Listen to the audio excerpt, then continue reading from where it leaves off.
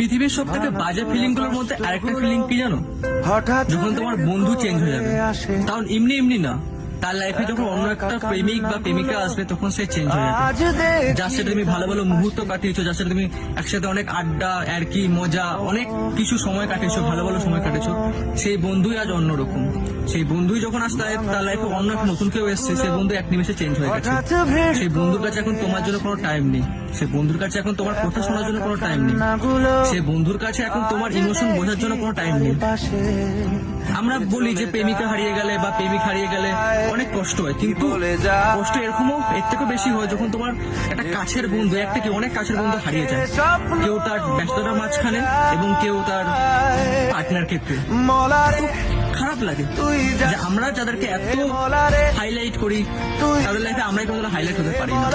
হ্যাঁ, সবার সবকিছু জরুরি ঠিকই, কিন্তু সবকিছুর জন্য একটা আলাদা টাইম হয় না।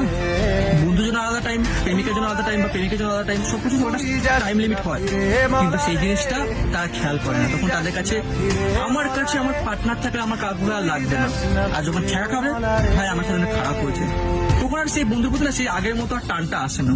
তো এটা অনেকটাই বাজে ফিলিং যখন তোমার কোনো বন্ধু চেঞ্জ হয়ে যাবে। তোমার কি বন্ধু চেঞ্জ হয়েছে তোমাদেরও? তাহলে অবশ্যই এই ভিডিও স্টোরি তাদেরকে জানিও যে তাদেরকে মিস করেছো অনেক যখন তারা চেঞ্জ হয়েছিল।